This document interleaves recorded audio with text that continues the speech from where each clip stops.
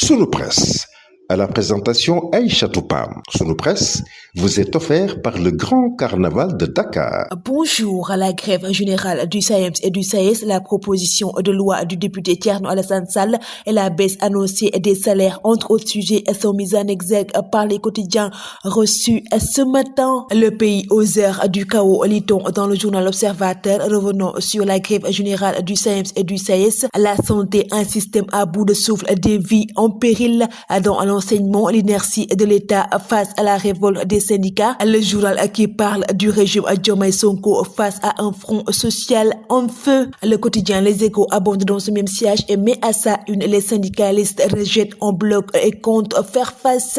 Revenant sur Eliman Diouf qui estime que c'est inacceptable et ils vont s'opposer à Mamadou Demba Ndour, secrétaire général du SAEMS, qui estime que l'austérité c'est le privilège pour la fonction publique. Ménage dans le dur, syndicat sur le qui-vive, lit-on dans le journal Sud Quotidien. Revenons sur la baisse annoncée des salaires, réduction des subventions sur l'électricité et des exonérations, suppression d'agences publiques. Revenons sur les éclairages de Dr Souleymane Keita et Mor Gassamon, économistes et enseignants-chercheurs à l'université Cheikh Anta Diop de Dakar. Le rapport pour masquer l'incompétence du régime face aux urgences s'interroge le journal Tribune. Revenons sur la suppression des subventions, la baisse des salaires et la hausse des prix. Revenons sur les mesures annoncées qui n'ont rien à voir avec le rapport de la Cour des comptes. Le gouvernement avait déjà donné l'assurance au FMI. Le journal Le Quotidien revient sur les réformes dans l'administration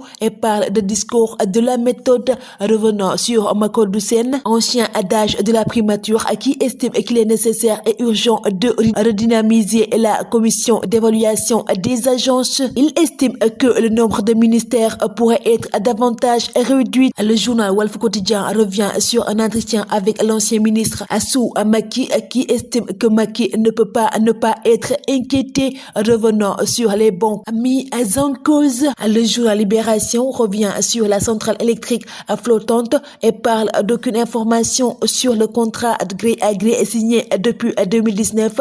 La Cour des comptes révèle dans la seule journée du 19 décembre 2023 d'un décaissement de 3,7 milliards et 9,2 milliards de francs CFA en faveur de cas Powership, les fonds payés sans justificatif. Le journal Vox Pop traite dans ses colonnes de Thierno Alassane Sall qui s'attaque à la loi d'amnistie. Il dépose cet après-midi une proposition de loi visant à l'abroger. Les autorités commises au Sénégal ces dernières années s'inscrivent dans la catégorie des crimes qui ne peuvent pas rester impunis, explique le leader de la République des valeurs. Le Sénégal à la traîne, lit-on dans le journal Enquête. Revenant sur l'évolution de l'intelligence artificielle, parlant de l'absence des infrastructures, le déficit de ressources humaines, c'est préalable pour développer l'intelligence artificielle. Selon Alassane Touré, techniquement et financièrement, nous ne sommes pas au niveau du Maroc. Les contours d'une nouvelle architecture, lit-on dans le quotidien national Le Soleil.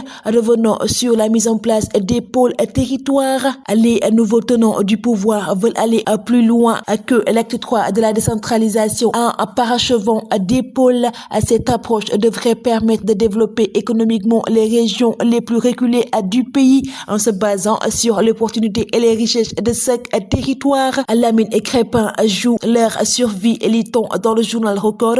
Revenons sur le match en Ligue des Champions de Monaco face à Benfica. Le Carnaval de Dakar célèbre le riche patrimoine culturel africain.